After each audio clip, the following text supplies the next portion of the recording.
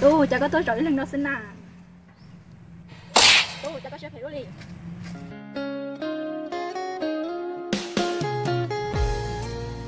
Tu chả còn có gì chỉ nào.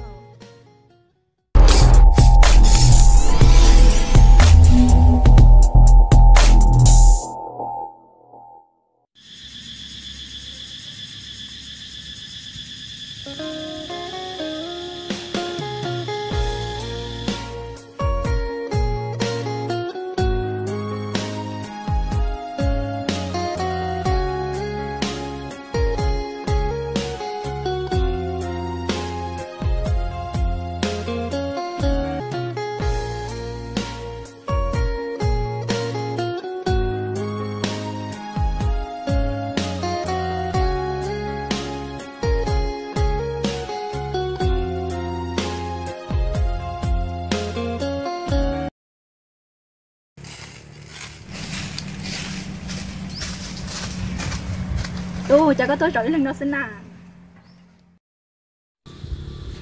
Tu tao in tu nó chả có tôn trẻ của lý lợi na, có chỉ bỏ tiền của cho có nó lòng. Tới giờ lúc xuống này chỉ chụp khoảng ấy tao tôn chỉ có sao? Tu có số nào, bây giờ tới có mua tụ phò nuôi ý có thể tôn trẻ của na. Bây giờ của xã ra nữa có của chơi chơi không chơi sao? Chơi có một chơi đâu để tôi sẽ theo dõi chỉ từ trong đó của nó.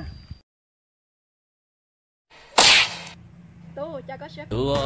Tu lu chả có sẽ tu. Có thia yo li nó trâu cu. Xin con thâu nu nó yo tu. Bùi rong có mò tu nó sẽ tu. Thọ cò lo lu có mũi chi. Khó có cho cu. Tu chỉ có thứ to còn để lại bỏ.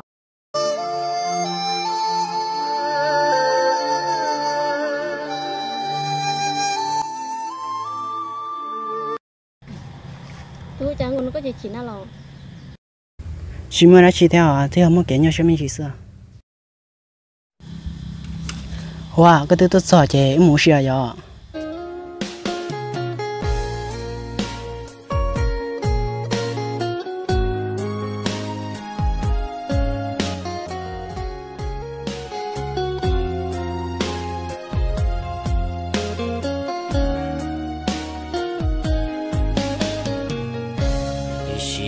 Con thâu nu nó yo ta. Chỉ bao yo hơi lo li cha. Vì cu yo pla có mu trâu lo. Khó cu hơi tàu chúa yo của mùa. Xin con thâu có yo cho.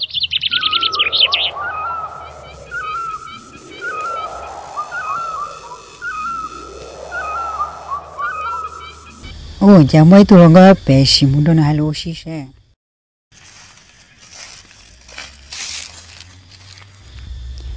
Ôi, sao đây giờ từ nó có sự lo bao nhiêu? Chị cũng sơ mà có tôi mua chị nào. Bây giờ cũng tụm tao kia xe bỏ cái nói ngồi có nhớ xe của nó mà sai có sao? Cái nhà giờ bên kia đi cả nó coi có chỉ luôn nè. Thì bây giờ chị nên sẽ thèm sơ mà.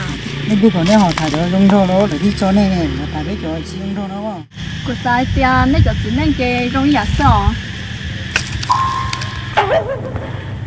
Cái nhà này xả đế luôn bé à, xả ra cái chị lông đô cái thứ kia nhà mà cái này xả đế luôn được bé liền. Xả ra nó mới tối lên người ta có là chỉ 6 6 trên đời không có mua xe.